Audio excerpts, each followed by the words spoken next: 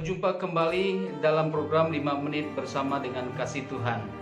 Hari ini saya mau mengajak kita semua membaca bagian firman Tuhan yang terambil dalam kitab 1 Petrus pasal 4 ayat yang ke-7 sampai dengan ayat yang ke-11. Firman Tuhan berbunyi demikian, hidup orang Kristen. Kesudahan segala sesuatu sudah dekat, karena itu kuasailah dirimu dan jadilah tenang, supaya kamu dapat berdoa. Tetapi yang terutama, kasihlah sungguh-sungguh seorang akan yang lain, sebab kasih menutupi banyak sekali dosa. Berilah tumpangan seorang akan yang lain dengan tidak bersungut-sungut. Layanilah seorang akan yang lain sesuai dengan karunia yang telah diperoleh tiap-tiap orang, sebagai pengurus yang baik dari kasih karunia Allah. Jika ada orang yang berbicara, baiklah ia berbicara sebagai orang yang menyampaikan firman Allah.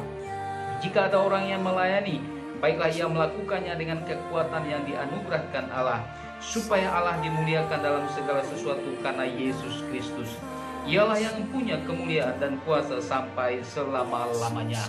Amin. Hari ini kita akan bersama-sama merenungkan bagian firman Tuhan ini dengan judul yang sama, hidup orang Kristen. Nah, firman Tuhan dalam perikop ini diawali dengan kata kesudahan segala sesuatu sudah dekat. Ada beberapa penafsir menafsirkan tentang kesudahan segala sesuatu sudah dekat. Ada yang mengatakan bahwa kedatangan Tuhan Yesus yang kedua kali sudah dekat. Kemudian ada juga yang menafsirkan bahwa kematian seseorang atau kita yang percaya kepada Tuhan sudah dekat. Namun Bapak Ibu yang saya kasih dalam Tuhan Yesus, terlepas dari beberapa penafsir tersebut, bahwa hidup orang Kristen harus tetap kita jaga. Hidup kita harus kita pelihara sebagai orang yang percaya kepada Tuhan. Kita tidak perlu takut dengan apapun yang akan terjadi akhir-akhir ini. Rasul Paulus juga pernah menuliskan kepada Timotius, anak rohaninya, dalam 2 Timotius pasal 3 ayat 1 dikatakan bahwa pada hari-hari terakhir akan ada masa yang sukar. Dan saat ini kita sudah mengalami masa-masa yang sukar tersebut. Banyak kesukaran yang kita alami. Banyak orang yang sangat sukar untuk mencari pekerjaan, sukar mendapatkan keuangan, bahkan sukar dalam berbagai hal. Ini sudah nyata dalam kehidupan kita. Menjadi pertanyaan buat kita sebagai orang yang percaya kepada Tuhan Yesus, apa yang harus kita lakukan di tengah-tengah situasi seperti ini? Ada beberapa hal yang menjadi perenungan kita saat ini. Yang pertama, berdasarkan ayat yang ke-7 bagian A dikatakan, karena itu kuasailah dirimu dan jadilah tenang. Nah, yang pertama, hidup sebagai orang Kristen, apa yang harus kita lakukan dalam setiap situasi yang terjadi akhir-akhir ini? Yang pertama adalah menguasai diri dan menjadi tenang. Mengapa harus menguasai diri? Karena hanya orang yang menguasai diri dapat berdoa dengan tenang. Hanya orang yang mampu menguasai diri dapat berdoa dengan baik. Orang yang mampu menguasai diri melebihi pahlawan. Amsal Sulaiman mengatakan demikian. Dan oleh sebab itu, hari-hari ini kita harus mampu menguasai diri, menguasai hati kita, menguasai pikiran kita, menguasai mulut kita, menguasai mata kita, bahkan seluruh kehidupan kita ini harus kita kuasai. Mengapa? Supaya kita bisa tenang. Dan apabila kita bisa tenang, kita bisa berdoa dengan baik. Yang kedua, apa yang harus kita lakukan sebagai orang Kristen di tengah-tengah situasi saat ini? Yang kedua, ayat yang ke-8 dikatakan di sana, tetapi yang terutama, kasihilah sungguh-sungguh seorang akan yang lain. Nah, yang kedua ini kita harus mengasihi dengan sungguh-sungguh. Nilai hidup tertinggi seorang Kristen adalah kasih atau mengasihi. Kita bisa membaca dalam 1 Korintus pasal 13 tentang kasih di sana.